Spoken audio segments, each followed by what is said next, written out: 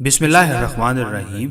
حضرت علی رضی اللہ عنہ نے ارشاد فرمایا، بے شک تمام برائیوں میں سب سے زیادہ جلد سزا ملنے والا گناہ ظلم اور تشدد ہے۔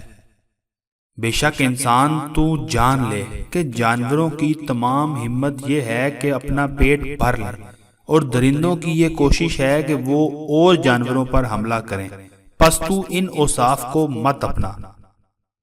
بے شک ظلم اتنا ہی برا ہے جتنا کہ انصاف اچھا ہے۔ بے شک لوگ ظالم کی حکومت سے ایسے ہی بے رغبت ہوتے ہیں جیسے کہ عادل کی حکمرانی کے خواہش مند ہوتے ہیں۔ جو شخص کسی یتیم پر ظلم کرتا ہے اس کی سزا یہ ہے کہ اس کی اولاد نافرمان ہو جاتی ہے۔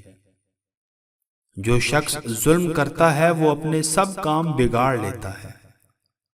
جو شخص کسی پر ظلم کرتا ہے وہ اپنے ظلم کا بدلہ پاتا ہے۔ جو شخص ظلم و زیادتی کرتا ہے وہ ضرور چوٹ کھاتا ہے۔ جو شخص لوگوں پر ظلم کرتا ہے اس کا ظلم اسے ایک نہ ایک دن ہلاک کر دیتا ہے۔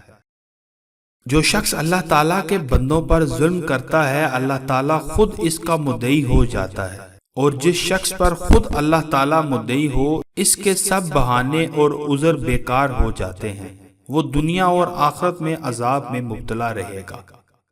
جو شخص اللہ تعالیٰ کے بندوں پر ظلم روا رکھتا ہے قیامت کے دن خود اللہ تعالیٰ اس مظلوم کی طرف سے مدعی ہوگا۔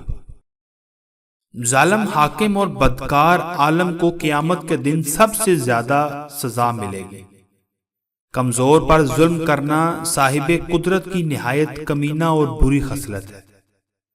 ظلم ایک بہت بڑا عیب ہے اور یہ اللہ تعالیٰ کی صریحاً نافرمانی ہے۔ ظالم و جابر عذاب الہی کا منتظر اور مظلوم ثواب کا امیدوار ہے۔ ظلم و سرکشی کی سزا بہت جلد ملتی ہے اور نیکی کا بدلہ بلا توقف حاصل ہوتا ہے۔ جس شخص کا اللہ تعالیٰ کے سوا کوئی دوسرا مددگار نہیں اس پر ظلم مت کر۔ ظالم آدمی کی 3 نشانیاں ہیں۔ اول اپنے سے بڑوں کی نافرمانی کرتا ہے، دوم چھوٹوں کو دباتا ہے، اور سوم ظالموں اور بروں کی مدد کرتا ہے۔ ہماری ہر ویڈیو کی مکمل اپڈیٹ حاصل کرنے کے لیے چینل کو سبسکرائب کر کے بیل کا بٹن دبائیں۔ شکریہ۔